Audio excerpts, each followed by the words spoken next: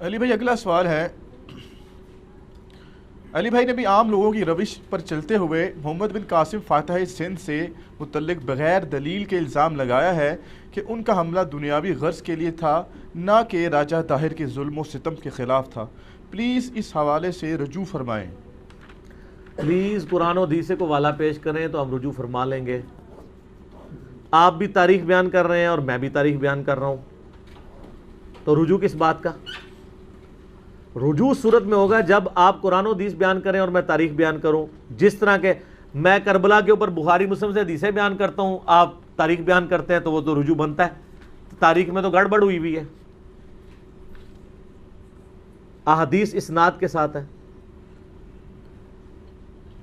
قرآن و حدیث کے اسلوب میں یہ بات بیٹھتی نہیں ہے۔ اس کی وجہ یہ ہے کہ بخاری مسلم کی روشنی میں نے آل امیہ کے بارے میں جو کچھ بیان کیا ہے، جو کچھ وہ اپنے دور ملوکیت کے اندر کرتے تھے مسلمانوں کے ساتھ، مکہ مدینے کے مسلمانوں کے ساتھ، اس میں تو یہ بیٹھتا ہی نہیں ہے کہ وہ ماشاءاللہ ایک خط لکھنے کے اوپر سندھ پہنچ جائیں۔ اپنے گھر میں وہ لوگوں کے اوپر ظلم کر رہے ہیں، ان کو ناحق۔ اور حجاج ابن یوسف تو وہ ملعون ہے جس کو تو ناصبی بھی ملعون مانتے ہیں۔ صحیح مسلم میں حدیث ہے کہ بنو ثقیف میں ایک کذاب پیدا ہوگا اور ایک ظالم، اور اسما بنت ابی بکر کہتی ہیں اے حجاج ابن یوسف، کذاب تو ہم دیکھ چکے، ظالم شخص تو ہے جس کے بارے میں نبی علیہ السلام نے فرمایا تھا۔ یہ صحیح مسلم میں ہے۔ میرا یوٹیوب پہ آپ کلپ دیکھ لیں، لاکھوں لوگوں نے دیکھا ہے۔ آل امیہ کا دہشت گرد حجاج ابن یوسف 5 لاکھ سے زیادہ لوگ دیکھ چکے ہیں۔ پوری اسلامک ہسٹری میں نے 15 منٹ کے اندر کور کر دی ہے، اس 100 سال کی آپ کو، اور تاریخ سے نہیں، بخاری مسلم کی حدیث کی روشنی میں۔ تو وہ حجاج ابن یوسف، اس کا بھتیجا محمد بن قاسم یہاں لوگوں کی داد رسی کے لیے پہنچے گا، جو وہاں اہل بیت کو قتل کروا رہے ہیں، صحابہ کے قاتل ہیں۔ سر بخاری اٹھا کے دیکھیں، حضرت انس بن مالک جو ہیں وہ کتنے پریشان ہوا کرتے تھے کہ ہم پہ یہ کون سا خبیث مسلط ہو گیا حجاج ابن یوسف جو مسلمانوں کے اوپر ظلم کرتا ہے۔ ان لوگوں نے جا کے یہاں پہ فریادیں سننی تھی۔ ہاں آپ کو کہانیاں کرا دی گئی ہیں، آپ وہ کہانیاں، آپ جیسے نور الدین زنگی کا ایک کہانی والا واقعہ آپ کو بیان کر دیا ہے کہ جی وہ یہودی حضور کی جسم مبارک قبر سے نکالنے لگے تھے، وہ ڈرامہ بھی بن گیا۔ اب لوگ کہتے ہیں جی علی بھائی کہتے ہیں غلط ہے، ہم نے تو ڈرامہ دیکھا ہے، تو ڈرامہ ہی دیکھا جی نا، اس کی تو سند ہی کوئی نہیں ہے۔ سمودی نے وہ 500 سال کی سند ہی بیان نہیں کی ہے، اور پھر معذرت کے ساتھ بریلویوں کے تو عقیدے کے خلاف ہے۔ کیا رسول اللہ نور الدین زنگی کے محتاج ہیں اپنی قبر مبارک میں اپنے جسم کی حفاظت کے لیے؟ اللہ کدھر گیا؟ فٹ ہی نہیں بیٹھتا، جھوٹ ہے۔ اور پھر میں ایسے پوچھتا ہوں کہ جب یزید نے 3 دن تک مسجد نبوی میں گھوڑے باندھے ہیں، اس وقت نور الدین زنگی کدھر تھا؟ اور نماز نہیں ہوئی ہے، اس وقت زمانے میں کوئی نور الدین زنگی نہیں تھا۔ اور جب خانہ کعبہ پہ صحیح مسلم میں آتا ہے کہ چڑھائی کی حجاج ابن یوسف نے، اور یزید کے دور میں بھی چڑھائی ہوئی اور خانہ کعبہ کا غلاف جل گیا، ایک دیوار بھی ڈیمیج ہو گئی، اس وقت کدھر تھا نور الدین زنگی؟ اور دنیا بقدر ایفٹ ہے۔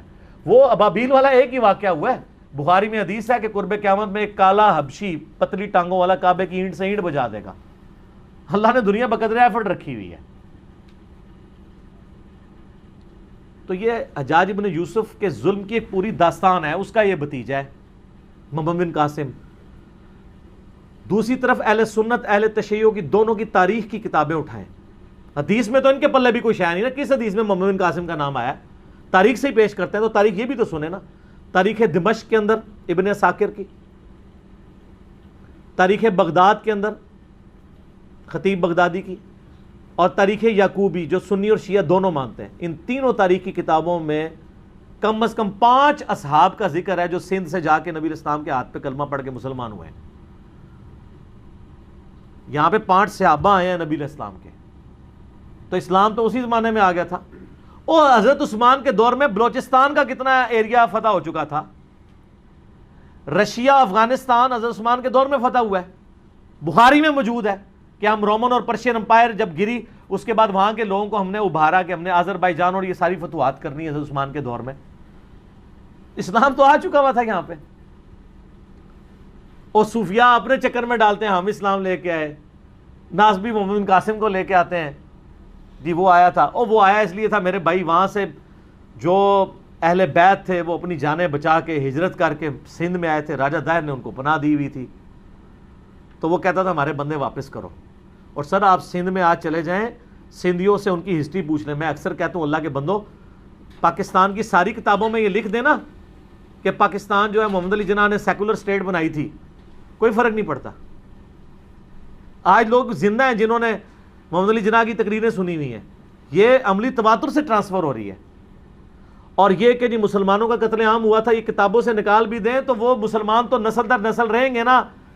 کسی کی دادی مری ہوئی ہے، کسی کا دادا مرا ہوا ہے، جب وہ اپنی اولاد میں ٹرانسفر. آج بھی جتنے مہاجرین ہیں 70 سال ہو گئے، آپ ان سے پوچھیں وہ بتائیں گے کہ ہمارا، کوئی کہے گا میرا دادا قتل ہوا تھا، کوئی کہتا ہے میرا پردادا قتل ہوا تھا. آپ 200 سال بعد بھی چلے جائیں گے نا، وہ بتائیں گے ہمارے اجداد کو قتل کیا گیا تھا. اس کے لیے آپ کو ہسٹری کی کتاب پڑھنے کی بھی ضرورت نہیں ہے. تو جن اہل بیت کے ساتھ ظلم ہوئے ہیں نا، ان سے بھی تو پوچھیں. اہل بیت میں سے سنی ہو یا شیعہ سید جہاں پہ بھی موجود ہیں، ان سے آپ پوچھیں کہ یہاں پہ محمد بن قاسم کیا لینے آیا تھا. وہ تو نہیں مانتے، وہ تو کہتے ہیں ہمارے ساتھ ظلم کیے، اور تاریخی کتابوں میں بھی موجود ہے. اور پریکٹیکلی حجاج ابن یوسف کا پورا کریکٹر ہے. اور سر جو اپنے ملک کے اندر 2 نمبری کر رہے ہیں اور دوسرے ملکوں میں جا کے ماشاءاللہ لوگوں کی حفاظت کریں گے، وہ یہ فٹ ہی نہیں بیٹھتا. تو سندھیوں کو پتا ہے کہ وہ کیا کر کے گیا. اور پھر آپ کو سب کو یہ پتا ہے کہ جب محمد بن قاسم نے سندھ کا وہ علاقہ فتح کیا تھا، تو اس کے بعد آپ کو بتایا جاتا ہے کہ پھر بعد میں محمد بن قاسم کو واپس بلا کے جیل میں ڈال دیا گیا. یہ اس ڈرامے میں بھی دکھایا گیا جو محمد بن قاسم پہ ڈرامہ بنایا تھا پی ٹی وی نے. ہم یہ پوچھتے ہیں کہ محمد بن قاسم کو جیل میں نے ڈلوایا تھا، انجینئر صاحب کی ویڈیوز دیکھنے والوں نے ڈلوایا تھا، وہ جیل میں کیوں ڈالا گیا تھا؟ اس لیے کہ پیچھے خلیفہ چینج ہو گیا تھا. پہلے خلیفہ تھا عبد الملک بن مروان کا بیٹا ولید بن عبد الملک. حجاج ابن یوسف اس کا رائٹ ہینڈ تھا. حجاج ابن یوسف کو اس نے کوفے کا بھی اور حجاز کا گورنر بنایا ہوا تھا. لیکن اس کے ظلموں کی ایک داستان تھی، لوگ تنگ تھے. اس کے باپ نے وصیت کی تھی کہ ولید کے بعد خلیفہ بنے گا اس کا چھوٹا بھائی سلیمان بن عبد الملک. لیکن ولید کو بھی لالچ آ گئی، کیونکہ یہ تو ہے ہی لالچی دور ہے نا. جب یزید کے ابا جی کو لالچ آ گئی کہ میرا بیٹا خلیفہ بنے، تو ولید بن عبد الملک تو صحابی بھی نہیں، اس کو نہ لالچ آئے کہ میرا بچہ بنے. حالانکہ وہ خود بھی اس وصیت پہ بنا تھا جو اس کے بیٹے نے، ابے نے کی ہوئی تھی. تو سارے گورنروں سے اس نے بیعت لے لی کہ میرے مرنے کے بعد میرا بیٹا خلیفہ بنے گا. ایک گورنر تھا جس نے انکار کر دیا، اور وہ تھا عمر ابن عبد العزیز. وہ اس وقت حجاز کے گورنر تھے، اور کوفے کا گورنر تھا حجاج ابن یوسف. عمر بن عبد العزیز کو جیل میں ڈلوا دیا ولید بن عبد الملک نے، گورنر ہونے کے باوجود. لیکن وہ ہارد العزیز شخصیت تھے، اس لیے اس وقت ذرا پروٹیسٹ ہوئے تھوڑے بہت، اور معاملہ انہوں نے ڈیلے کیا. اسی ڈیلے کرنے کے دوران اچانک ولید کی ڈیتھ ہو گئی.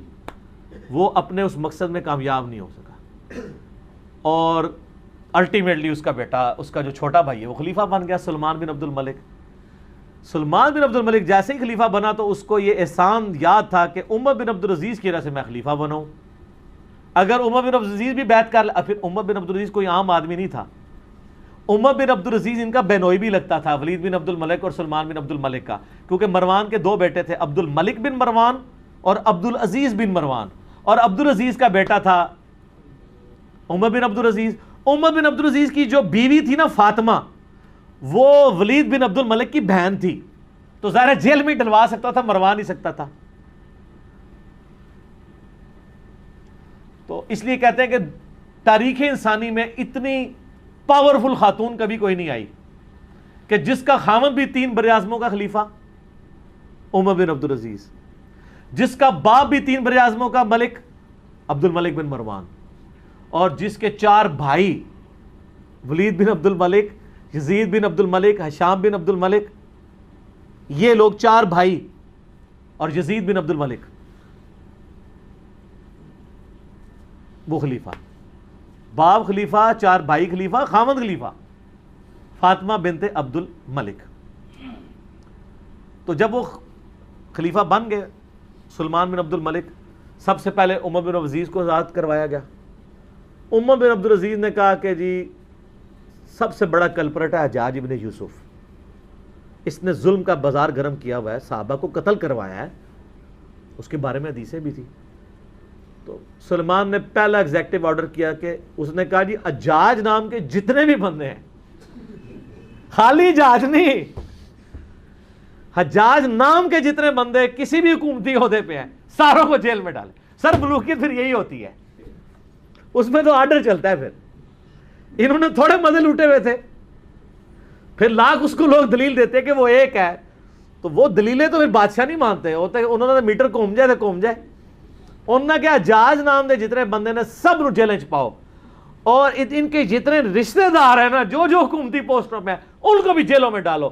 تو محمد بن قاسم جو بھتیجا تھا اس کو بھی پکڑ کے جیل میں ڈال دیا گیا. یہ تھی ریزن کہ بڑے ابا جی ان کے جیل میں چلے گئے, یعنی اس کا جو چچا یا تایا تھا اور وہ اس کا سسر بھی تھا, تو محمد بن قاسم کو بھی جیل میں ڈال دیا گیا. تو یہ پیچھے ریزن تھی. تو انجام اس لیے ہوا تھا. تو جیل میں ڈلوانا اس بات کا ثبوت ہے کہ ان کے کرتوت کیا ہوں گے. تو اگر کسی نے رحمت اللہ علیہ کہنا کہ یار ہمیں تو کوئی نہیں, آپ تو یزید کو رحمت اللہ علیہ کہتے ہیں, تو اگر آپ حجاج کو رحمت اللہ علیہ یا محمد بن قاسم کو کہیں تو کوئی مسئلہ نہیں ہے. اللہ تعالیٰ آپ کا حشر یزید, حجاج ابن یوسف, محمد بن قاسم کے ساتھ کرے, اور میرا حشر اللہ تعالیٰ حسن ابن علی, حسین ابن علی, مولا علی, فاطمہ, عمار ابن یاسر, ابو بکر, عمر, عثمان کے ساتھ کرے رضی اللہ عنہم اجمعین وعلیہم السلام اجمعین.